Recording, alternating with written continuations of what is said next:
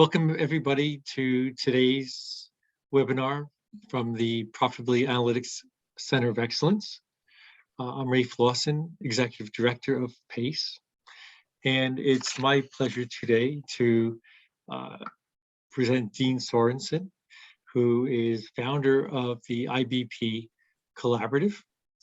Dean's a thought leader in integrating strategic, financial, sales, and operational planning, forecasting, and measurement to drive finance and performance management transformation. He's worked with over 100 manufacturing companies to address their strategic, financial, and operational challenges. He's a chartered accountant from Canada, and he's worked as a management consultant for over 20 years with firms like KPMG, A.T. Kearney, and Accenture. And as I said, is currently founder of the IBP Collaborative. The topic today is integrating planning and performance management processes. It's something very much aligned with PACE's Profit Analytics framework. So with having said that, Dean, take it away. Okay, thanks, Rafe. I'm assuming everybody can hear me.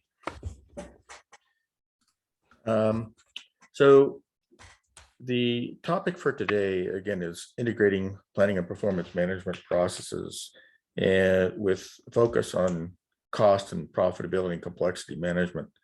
I think that this is a topic that you can't really look at in isolation. It's a very holistic one. So as I'm talking about profitability management, I'll also be talking about, rolling forecasts, budgeting, that kind of thing, and the interrelated challenges.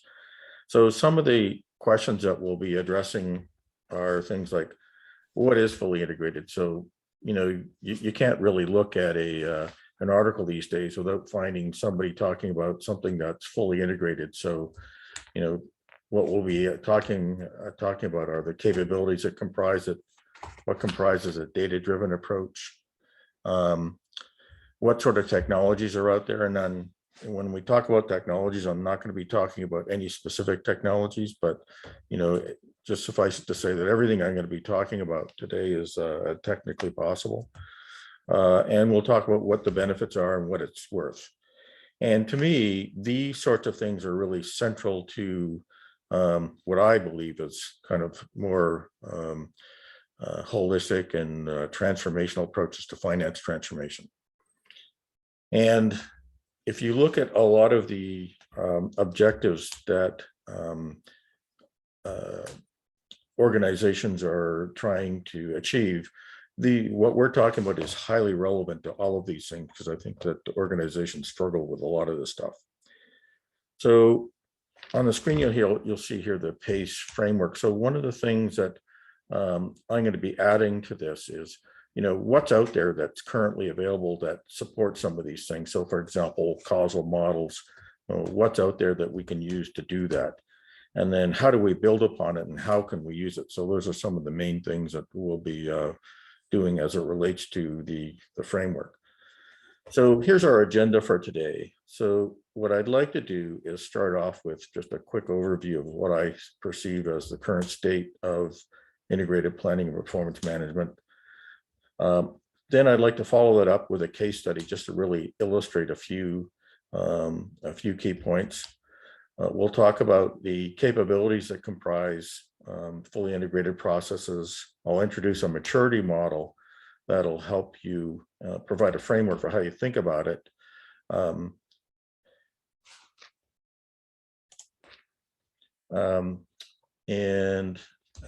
Then I'll show a process in terms of how we take those capabilities and put it into like what I would call a mature rolling forecast process. Then we'll talk about finance strategy and how you get something like this off the ground, and how PACE could potentially provide a role in helping organizations with that. And then we've got a couple practitioners who were gracious enough to share their thoughts here and can provide a little perspective in terms of what we're talking about. We'll leave some time for discussion. So one point here, on my website, you'll see, if you go to the perspectives page, you'll see this. And what it is, it provides links to some of the things we're going to be talking about. So whenever I get to a point where I say, if you want more detail on this, you can go here and look at it. But there's other things, there's videos, that kind of thing that go into a lot of detail on some of the things I'm talking about if you want more information. So let me start off with a current state assessment here. And, you know, when I think many of us who are on this call spent a lot of time or some time with activity-based costing, me being one of them. And, you know, when you go through these projects and you get to the end, you typically find that a lot of products and customers weren't as profitable as one thought. And you can usually trace that back to some decision that really wasn't reflective of the economics of the business. So you introduce a new product that you didn't realize how complex it was. And really, that's really one of the fundamental problems that organizations have, which is it's nice that we've got these activity-based costing to identify the actual cost after the fact, but how do you avoid these things in the first place? So one of the challenges is that, you know, the complexity really gets introduced when you have larger companies that's operating across multiple entities. And the problem is that it's difficult to connect what I call inputs and outputs, or, you know, what you're trying to achieve with the resources required. And what you end up with are graphs like this, and I'm sure everybody's who understands activity-based costing knows this. And for those that don't really understand ABC, I just describe it this way. Like if you, for some, you had this magical system that you could track what everybody did every minute of the day, and then add it all up and figure out how it were, what products and customers they were working on and how it related to those, you'd probably find something very different than what's in your accounting systems. And you typically find things like this where a small portion of products and customers are profitable and the other ones are not. And the same thing applies to business segments. So what's been missing, I think, or what's really required is some sort of system that allows you to avoid those things in the first place. So have a system that allows you to, as you're rolling out new products and customers, to ensure that you're not having any of these surprises. So you may have some that are unprofitable, but you actually know it ahead of time. And you know, one of the points of evidence I think that shows that companies are still struggling with this is that, you know, these are just 4 different research studies that all basically said the same things, that most companies who do cost reductions can't sustain them for more than 3 years. You know, and this is actually pretty consistent with my experience, where you do one of these activity-based costing studies, you talk to them 2 or 3 years later, and lo and behold, everything's back to the way it was. And you can see this, those research studies represented here. And what this page is doing is really summarizing a lot of the research out there. But really the common challenge that companies have is managing complexity and, you know, connecting inputs and outputs and managing outcomes, if you will. So these cross-functional issues all have a real challenge for companies. And if you look at what these things are costing companies, it's around 3 to 5% of sales. There's a study here, and you can go in and look at this in more detail. So if you go to that website I told you about, the page on my website, you can go, there's a video that shows all the details of these research studies if you want to have a look at it in more detail. Now, these things are not, the value here is not uncommon to me. So one of the companies I used to work for, who is now since gone out of business, was actually a prescriptive analytics software company. And one of the things that we saw, we had case studies where we had, well, the minimum we ended up saving companies were like $100 million. And we had a couple of case studies where it was over $1 billion. And there's just massive sums of money here. And the problem that we addressed was that most companies still plan and manage in silos. So if you're a global company, like the financial planning and budgeting processes are still operating, by entity. But what's really missing is something that really allows you to manage, more on a more global basis across entities. And the thing is, if you plan in silos, you can't help but sub-optimize performance. And later on, you're going to see this graphic here, but I think that prescriptive analytics has a big role to play in terms of how companies are going to manage profitability going forward, and I'll get to that in a little bit.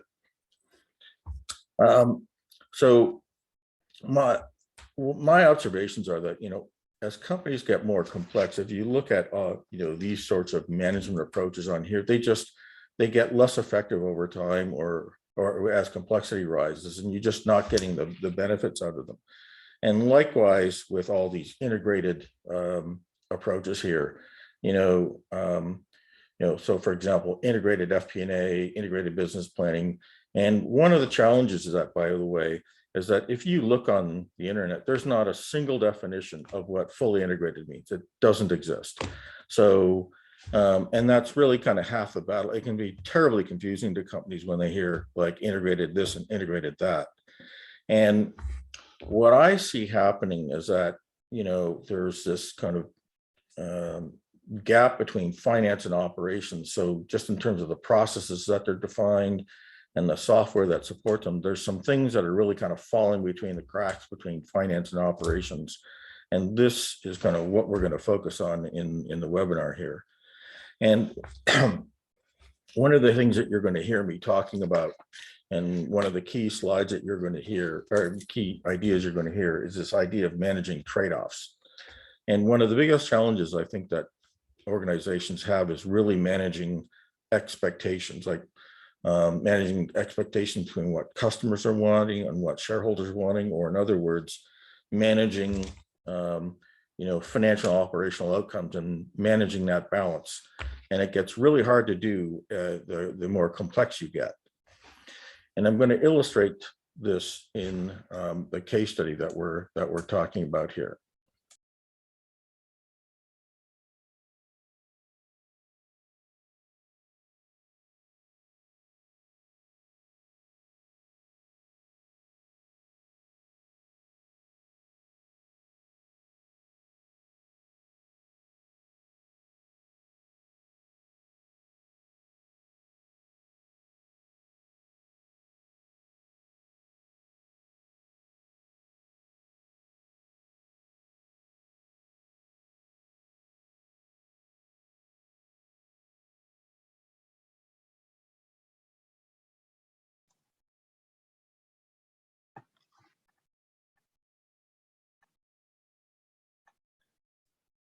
Hello, we can't hear the speaker. Can someone check whether they're muted or not?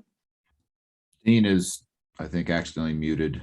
Dean, you need to unmute. Oh, sorry. Where you started, we muted just as you started talking about your case study.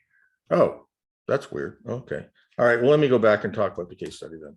So, as you see here, shows here is that it's a publisher of school books, and they're a multi-billion-dollar company. The situation followed a significant deterioration in performance, where we had high inventories and stockouts, and that was, after a fairly long annual budgeting process.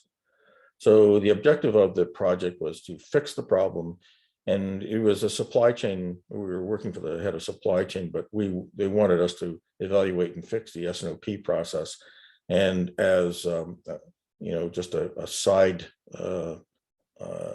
objective, if you will, just evaluate a potential ERP investment because they were thinking about it. So what we ended up doing, we ended up recovering control, but it still wiped out, like half their profits during the year. And some of the key conclusions that we said is that, look, you've got a pretty flawed planning process, especially in supply chain. If you look at, some of your supply chain planning folks, you're understaffed by a pretty significant amount. And when we presented it, this was a bit of a shock to some of the folks there, especially the CFO, who really didn't agree with what we said. So what we ended up doing is presenting how we actually came to those conclusions. And what I'm going to show you here is basically how we actually ended up coming to those conclusions. Now, this is really kind of a dumbed down version of what we ended up doing and finding. But what I'm trying to do here is just kind of illustrate the situation. So let's assume that, the number of books that they had was around 5,000. It was, this was the mix. And as you went further down, this is where you got into more complex products and books. Now, one thing that was happening in the book industry is that, many years ago, you'd sell, say, the same history book everywhere in the US or everywhere in any country. And what was happening was that, you'd find that, well, California might want their own version, New York want their own version, then you've got teacher's aids, and then you've got PowerPoint. I mean, so the reality is that a book is not a book. So, these basic books, if you look at, what was happening is that they're pretty easy to manage. The other ones not so easy to manage because of some of the system deficiencies. So if you look at the hours per review for people, like you can see there's a difference there. And that, if you just kind of do the math, if you want to, achieve, their order fill rate that they were looking for, this is how many people you would have needed. And this sort of math is what kind of was used in the financial planning and budgeting process. So some of these averages really were kind of driving, were some of the drivers that were used in the financial planning process. So, again, this is kind of what was in the budget. Now, what was actually happening is that, the mix of books was actually changing, and the types of things that they were providing. So you can see the mix up here changed. So if you do the math, is that what was really needed was this many people to effectively manage the portfolio of books. But this is really what they were doing. They were maintaining the staffing levels, but reducing the number of reviews. And this is what ended up happening was that they were missing things. And if you looked at their strategy, so their strategy was to go, have more digital type content, that type of thing. But the thing is that their systems actually didn't support it. So if you do the math and look out, basically one of the things we ended up saying was that, if you don't fix this, this is going to be a huge problem. So, at that point in time, the CFO said, "Oh my God, I had no idea this was happening." And of course, the head of the supply chain group said, "I've been telling you this for years. You've just chosen not to believe me." And of course, that there was always this difference between the two. So the reality is that, their planning system, they had a financial planning system, they had S&OP, they've had a balanced scorecard, you name it, they had done it. But even still with all this stuff, they missed it. And this is obviously a pretty big deal. And the reality is that, when you think about digital transformation, this, a lot of companies are kind of missing the fact that digital transformation is depending on the types of products and services you're offering, can have this type of an effect on a company. And if you don't have the systems to support it, you're probably going to have some problems. So one of the things that ended up happening afterwards is that, I had done all this stuff on this analysis on spreadsheets. And, after talking to the head of the supply chain department, one of the things that she told me is that, well, these spreadsheets that you develop, we actually use this to do all our budgeting and all our rolling forecasts. So we use this kind of activity or resource-based approach. And we had these, I had introduced this whole idea of managing these trade-offs between service levels and resource requirements. So what ended up happening is that she used to spend, 2 to 3 months working on the annual budget. And that went down to about 2 to 3 days. And on a monthly basis, keeping this thing up to date took her less than an hour every month. In fact, she had, an administrative person doing this. So what she ended up having was ongoing activity costs and ongoing staffing. It was all kind of right there. It really wasn't all that complicated. So some of the features of the process here that I wanted to highlight is that the process was highly sensitive to volume and mix changes. And really what it was doing, like, this is basically a sales and operations planning process applied to a non-manufacturing area because you're doing capacity planning. And it's really helping, also help doing long-term planning. So the fact that, they would have needed 100 extra people in 5 years, that model is helping them to understand, how strategy is helping them.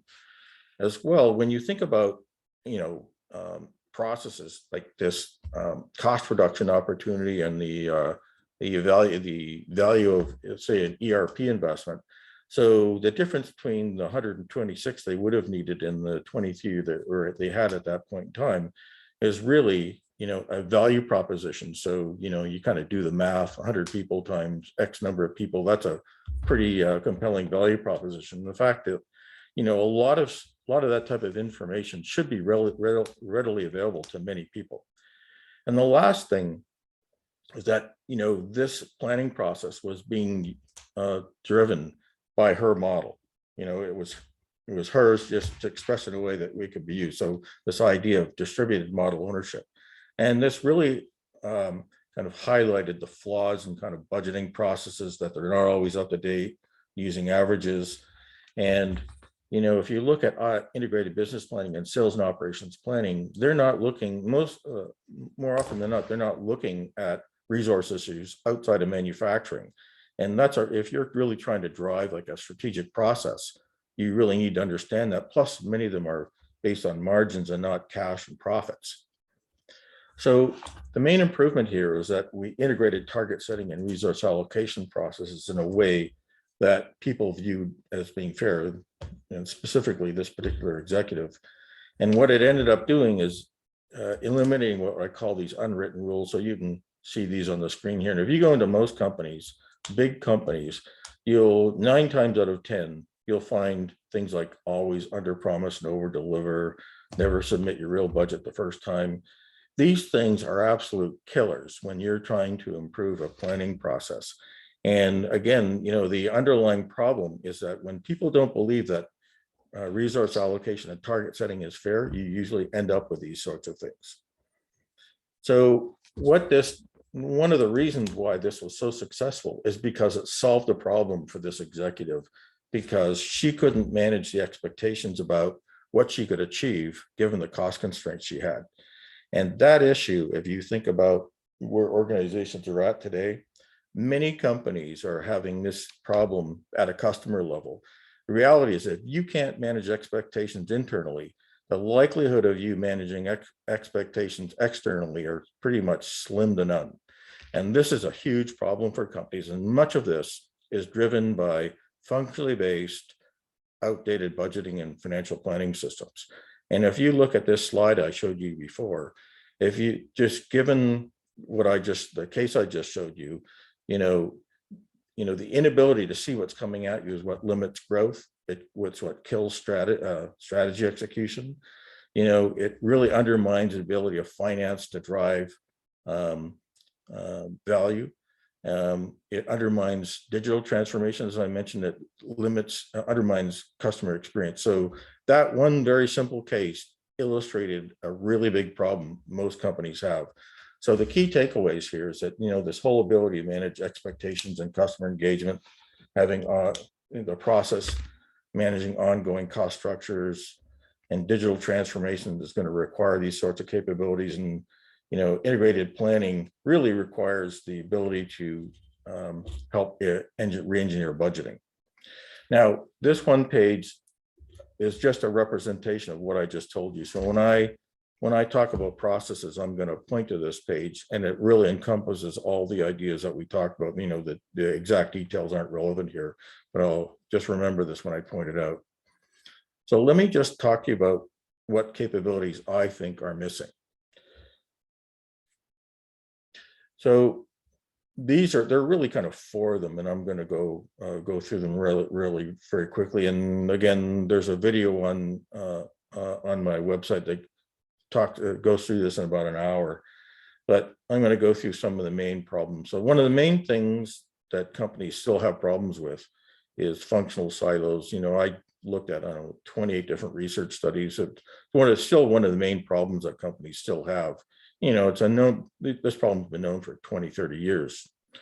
And there's a bunch of Harvard Business Review studies have talked about this.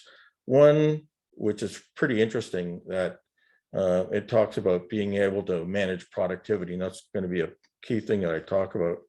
And it plays a key role in eliminating silos. So to me, this is kind of what productivity management. So the idea of managing, cost per outcome, that's not such a new thing. But the problem is that, kind of reconciling this to your GL and your budgets, that's an entirely different animal. And the problem has always been, if you can't reconcile things to, your financial records, people aren't probably going to change their behavior.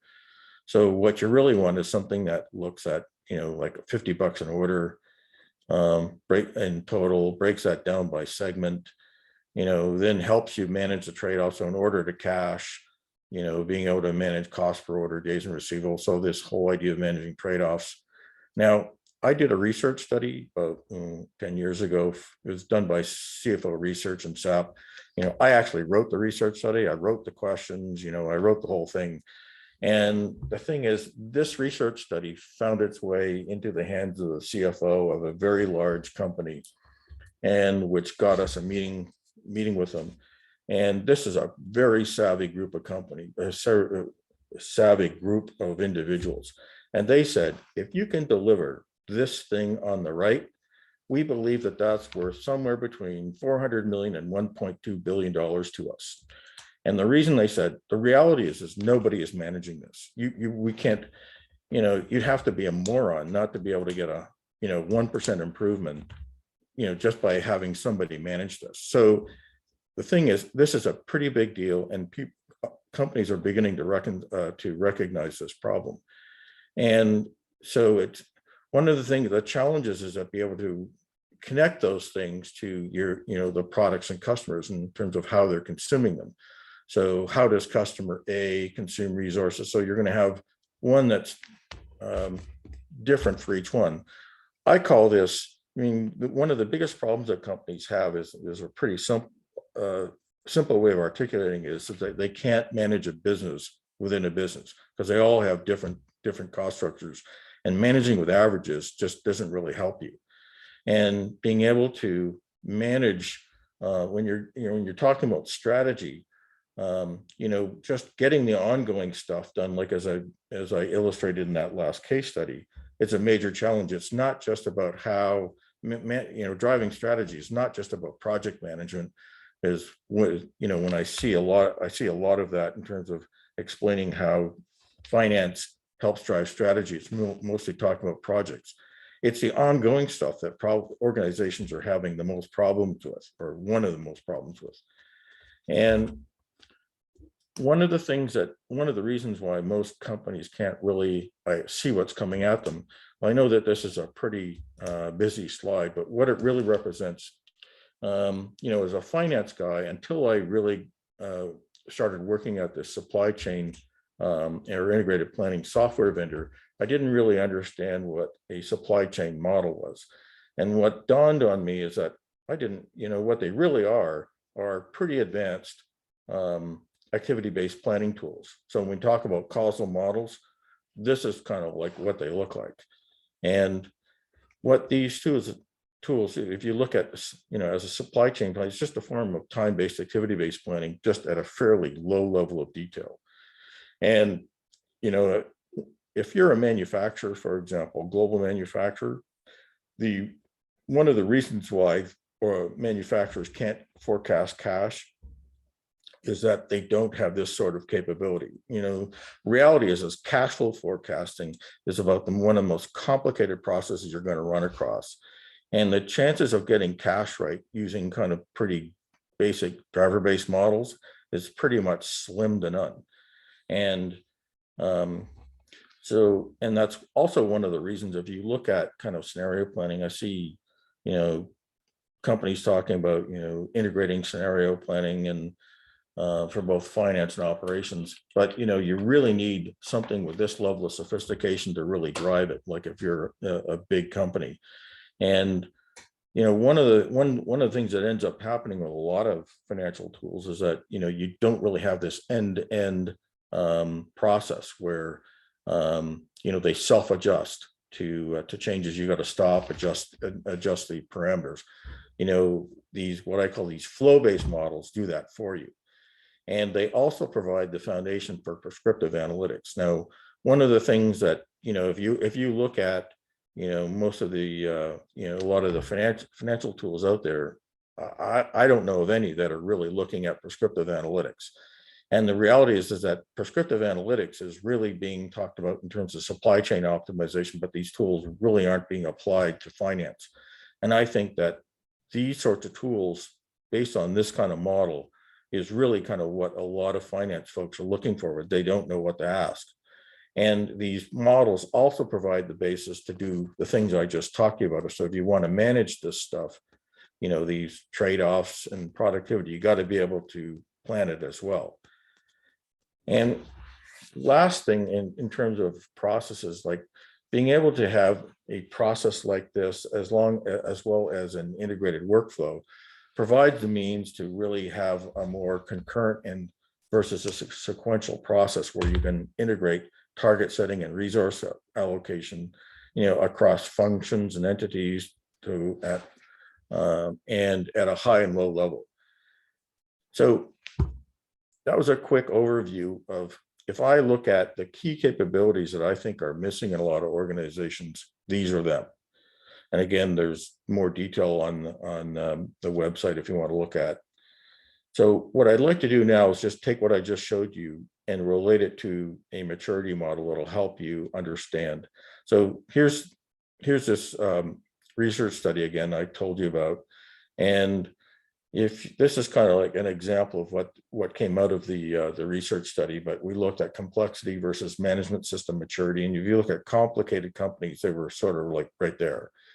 And, this really represents, a level of maturity where they're still having these sorts of problems like profitability management. Like I'd say that, most global manufacturers have these, and I'm not so sure about other sectors, but these are the sorts of problems that they're having. So I overlay that onto a different one that breaks out planning and performance management. I think a lot of companies are kind of right here. And one reason I developed this, I was talking to a CFO who said, it's driving me crazy. I've invested in just about every tool known to mankind, and I still can't do these things shown on the screen. It's driving me nuts. Why? How is this possible? And one of the things was this maturity model helped show him what he was missing.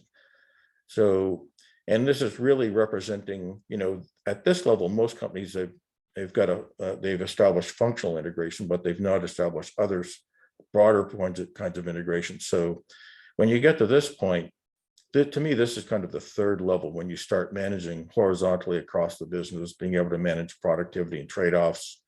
You've got a planning process that will support that kind of measurement.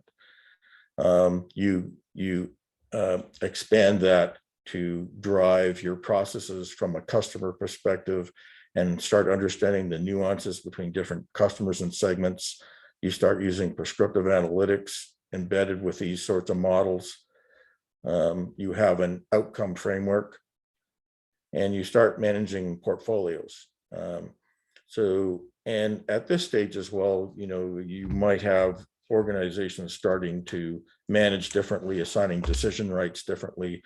But the thing about this model, what I'm trying to articulate here, is that there's incremental value at each level. And it really kind of represents, how one would go about establishing those sorts of capabilities. And this is a little different than, what you might look at from like a Gartner, because Gartner, what they're doing is they're looking at technologies, not processes. And I think that's pretty much the same for every major software an analyst company. And what's different in terms of technology, and again, I don't have time to go into all the details. One piece of technology I think is going to be a huge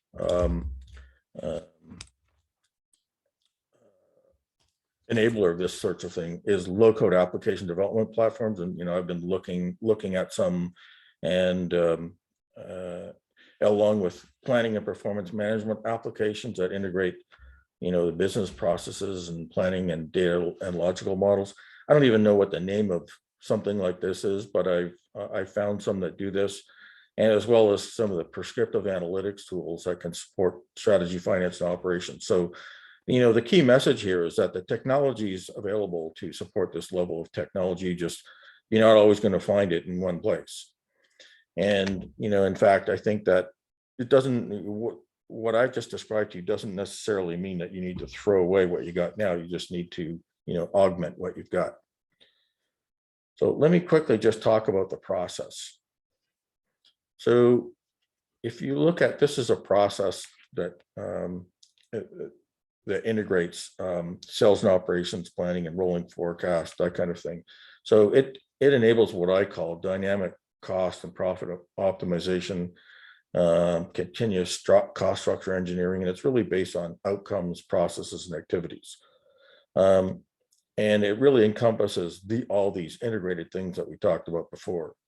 Now, I'm not going to go into detail. I just want to highlight a couple of things. So that case study I said at the very beginning, this is how you embed it in there. So at a department where it gets complicated is at a department level. But if you saw what we did or what I did with this department manager, that's the level of the complexity. We want to have something that's owned by the department manager, so they can actually manage with this, and it helps them solve a problem, which is their expectation management problem.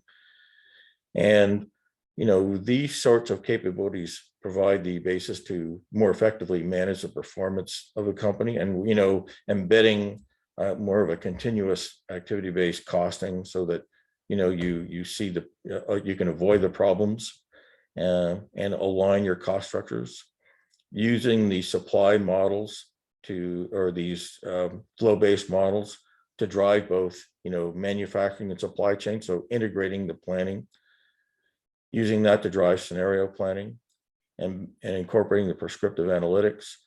And this is kind of like where the rubber hits the road, if you will.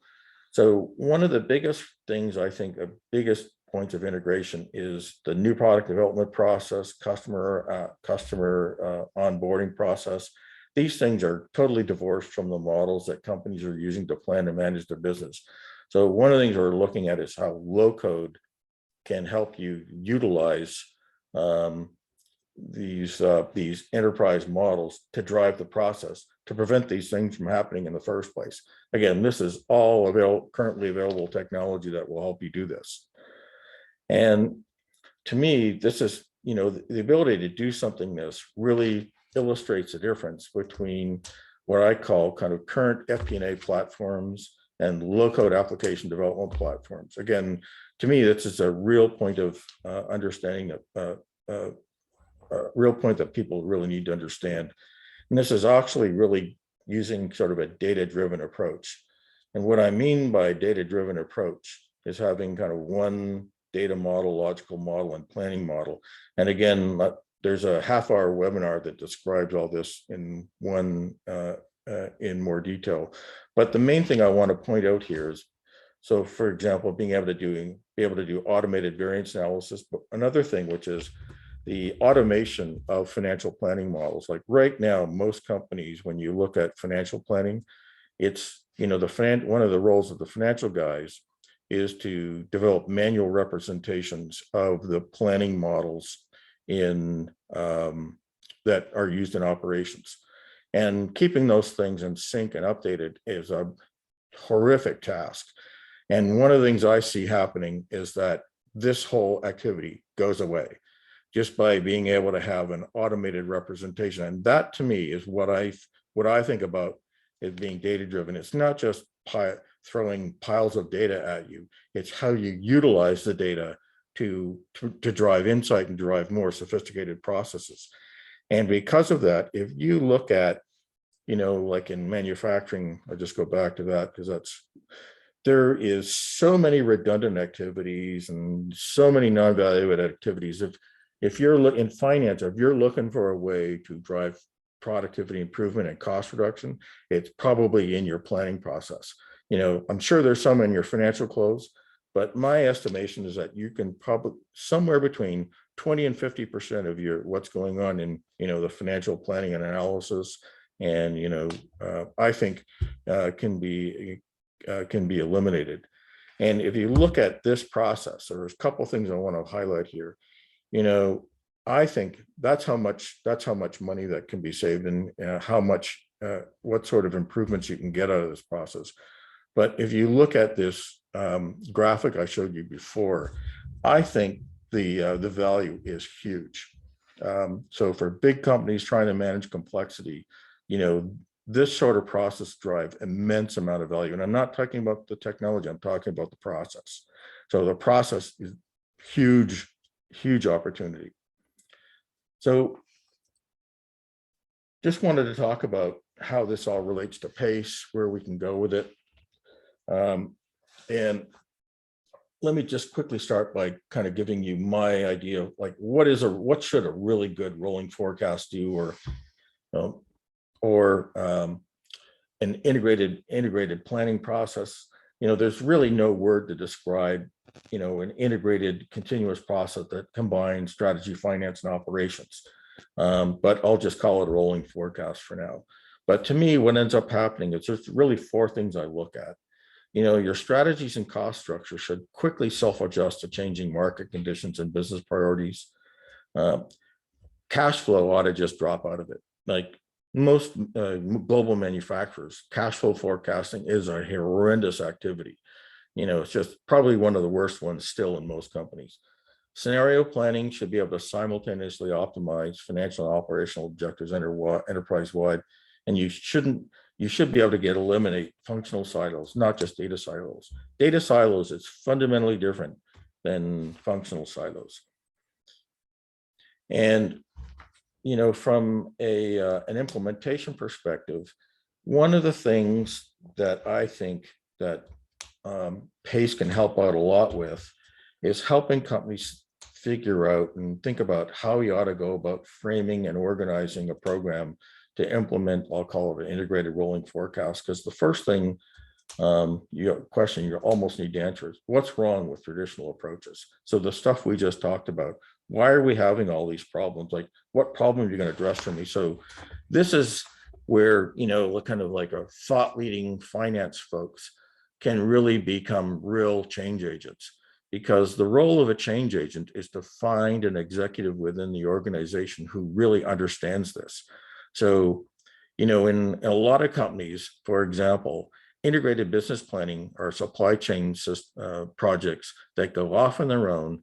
And, Richard will talk to this in a few minutes, and they do all these things and they don't get anywhere near the sort of value that they're looking for, because they don't think about, engineering a process right from the very beginning. So this is really a more transformational program. And so just framing it and thinking about what problems are we solving, what changes and barriers do we need to have. So the unwritten rules thing, like how do we manage the unwritten rules? How do we ensure that it benefits stakeholders, and what's the value? And I gave you some of the things, we talked about some of the things that you ought to be thinking about in terms of these programs. But this is more the process. If you're kind of thinking along these lines, it takes a lot of things right up front planning to think about what are we doing and how are we going to get there. And I put in a couple of slides here, which are kind of in understanding the current state, which are these ones here. And these are some of the things I was thinking that might be that PACE could play a role in. And so we know a lot, like, for example, we know that financial and operational integration is important, but what is fully integrated? So providing a maturity model, you can see all these things down here, like all these different questions, like what do these things all look like? Because I'm finding that there's real lack of information out there about what integration really is. Like you'll find the, integrated business planning folks they're really just talking supply chain. They're not really talking about enterprise. So where is it that we can get this information? So there's questions here. There's kind of some of these questions here. And by the way, one here is like, what do we call this stuff? You know, I think 15 years ago, there was an article in Harvard Business Review called Mastering the Management System. And I think this is really what we're doing here. You know, we can keep calling it integrated this or integrated that, but what we're really doing is talking about management systems. It's that nobody really understands. If you say management system to people, they don't really know what you mean, but it might be helpful. So when we do the poll at the end, these are some of the things that I put down as things that you can select, like what sorts of things will be helpful for you. So you'll see this list again when we do the poll. So with that, I thought I'd give a couple of minutes to a couple of the practitioners. So first one is Greg Haggard. I met him actually through PACE. We've had a number of different conversations, and I would consider Greg a real, like an operationally savvy, really strategically focused finance guy that really gets this stuff. And I think you'll be interested in his perspectives, and I'm hoping Greg's on the line. Yeah, I'm here, Dean. Yeah, so I'll just turn it over to you. Just, you know, you don't necessarily have to, you know, talk to all these points, just whatever you think is relevant. Yeah, so I really, going back to what you talked about with redundancy and I can't remember the slide, but you talked about the unwritten rules of budgeting. What I found in this whole S&OP process is it really does a great job in busting down the silos of budgetary slack. So all these department managers, we have to realize they want to feel like they are winning every day, and they want to feel like their groups are winning every day. If they give you the truth and then fall short of the truth, then they won't appear like they're winning. So budgetary slack happens everywhere and always, and it destroys the ability for this to work, for planning to work and for planning to be effectively. Everybody knows that your plan is busted on day one, but it should at least inform you of what could be or should be. And I think what Dean, what you're saying here, really we as finance people need to partner with these functional operations leaders. And I think the S&OP and integrated business planning process helps us do that a little bit better than just having our historical and typical FP&A process that we're all used to. One thing that I think is very key too to the process. So at my company, we implemented an S&OP and S&OE process. So S&OP, as Dean was saying, sales and operations planning, looks 3 to 24 months, but then S&OE is kind of a little bit different, but part of it is the sales and operations execution. And without execution, you're not going to get anything done. You're just going to be kind of stuck in your FP&A realm like we always are. So the S&OE is really more focused on the week and the month. And I think that's really where the rubber meets the road to the process. So you get your sales group, your planning group, your ops group, your finance group all together and talk about what's actually happening that week and how you can actually execute the current operations plan and sales forecast and open orders. So what I found is by doing that, I think that gets your FP&A integrated in with the ops group. It gets you integrated with supply chain planning. It reduces redundancy. As Dean was saying, I can't tell you how many times the planning group, the IBP or ops planning group is running with a different model than the finance group. And that's just so redundant. And I think it's necessary for executives to really own this process and really come to an agreement at the executive level so that we as the business leaders could then hold the departmental managers accountable to their budgetary slack. So I think that's kind of what I wanted to share. Hopefully that was in a nutshell helpful for people. Cool, thanks. Let me introduce Richard Herrin now. Richard, he has, he's an executive and he's implemented integrated business planning many times, and he and I have collaborated a lot. In fact, one of the reasons why, you look, the process I shared was really in response to some of his frustrations. And, the thinking behind looking at available technologies was part of his frustration in terms of looking at available options to have more integrated business planning or sales and operations planning processes. So to me, he's a real thought leader in this area and really understands this stuff. So let me just turn it over to him and get some commentary on this.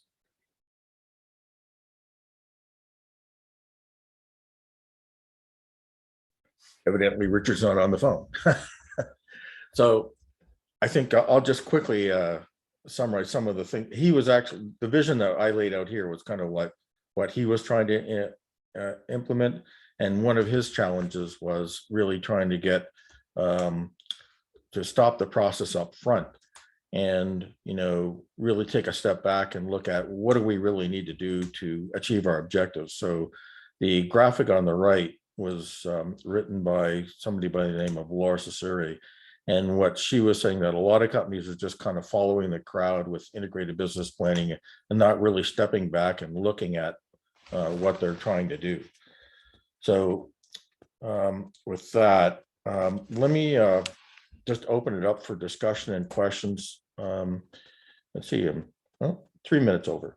So we have about 10 minutes to, get people's reactions and perspectives on this. And any questions you want to ask, feel free.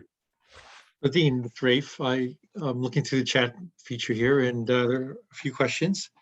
One actually is just a comment from Steve, who said from his observations in financial services, 3 to 5% benefit is quite light, and they constantly see 20 to 100% increases, and they're not fully integrated yet.